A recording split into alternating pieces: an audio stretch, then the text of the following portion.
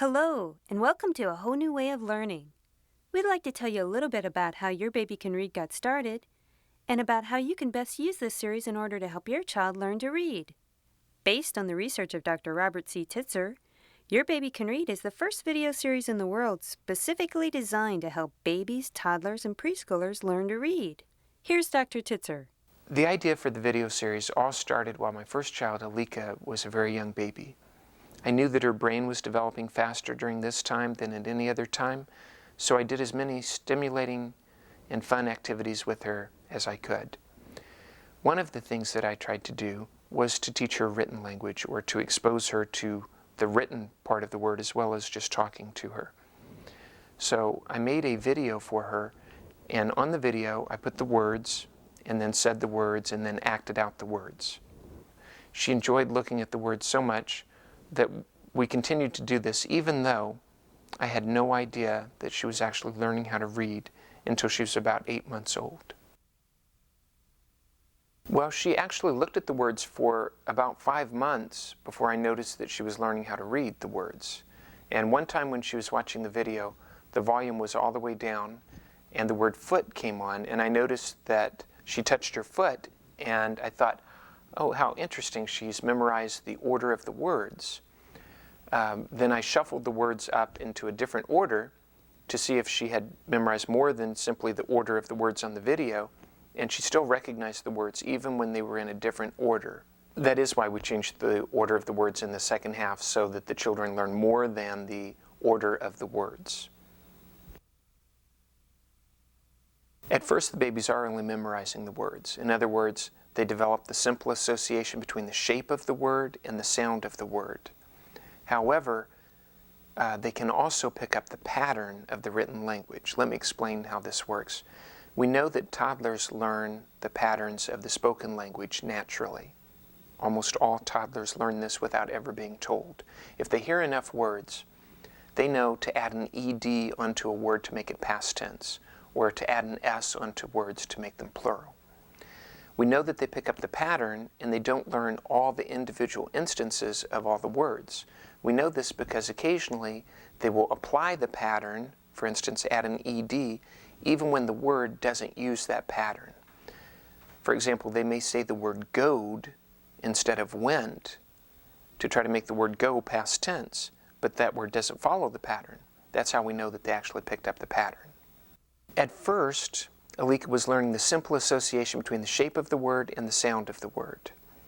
But she was actually learning more than the individual words. She was beginning to pick up the pattern of the language, just like the toddlers were picking up the pattern of the spoken language.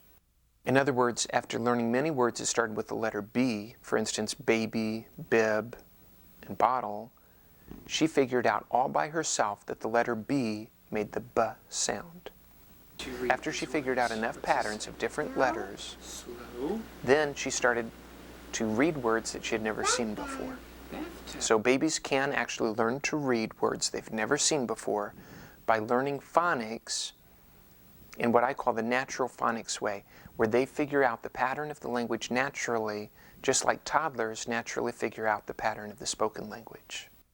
It will take many months of babies learning individual words before they begin to pick up the pattern of the written language. They need to learn probably hundreds of words before they begin to pick up the pattern of the language. Well, I call it multisensory reading because the baby gets to see the word, hear the word, and then often do some kind of physical action related to the word.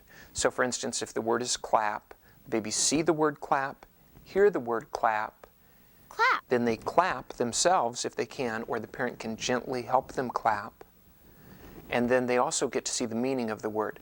So according to theories of brain development, multisensory learning should actually allow new connections in the brain from the somatosensory cortex, the area of the brain that receives information from the movement of the body parts, to the visual cortex, the area that receives the visual information, and from the visual cortex to the auditory cortex, as well as from the auditory cortex to the somatosensory cortex. It's actually easier to learn if you're learning through several senses at the same time, and also you should be able to remember the information better. because there are new connections in the brain that are formed. The understanding of the word should be better when you learn through several senses at the same time.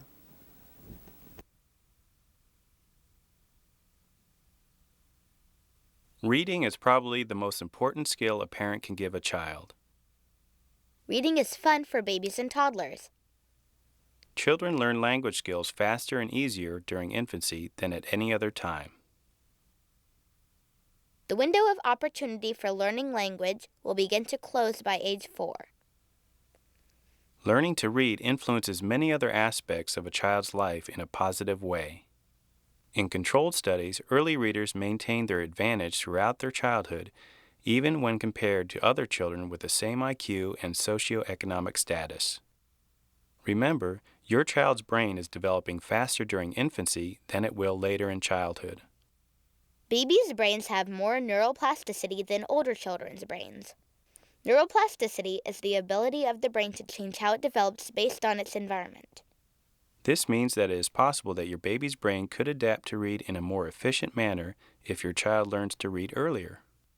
Current methods of teaching reading are not working for many children. 40% of 8-year-olds in the U.S. cannot read independently, and many who can read do so at low levels. Maybe it is because we are waiting until the window of opportunity for learning language begins to close before we teach reading. Finally, a national panel of reading specialists agreed that most of our nation's reading problems could be eliminated if we began teaching reading at an earlier age.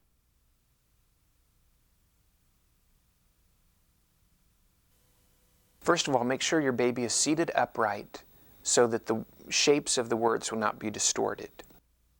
You should encourage your baby to participate. If your baby cannot clap, for instance, you could gently assist your baby while clapping. Or if your baby doesn't know her body parts, you could help your baby touch her nose or her elbow or whatever the word is. Or you could touch your own elbow and show your baby while the video is going.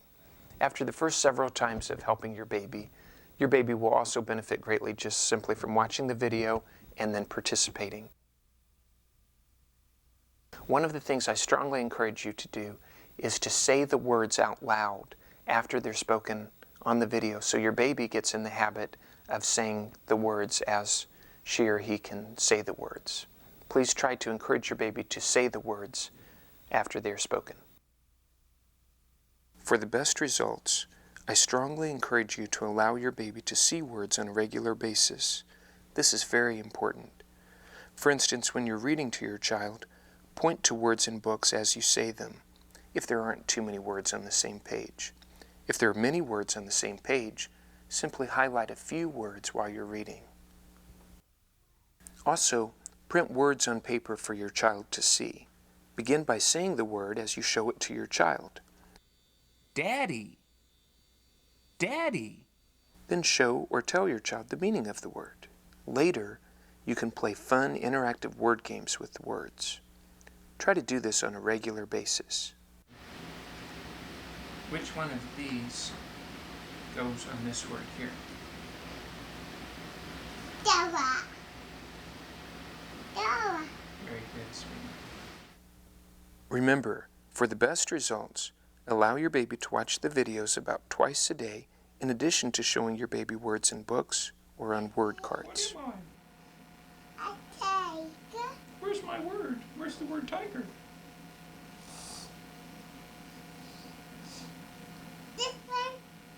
Very good. I think one of the reasons why the video worked so well with both of my children is they rarely watched other TV. I think this is very important to not watch too many TV programs.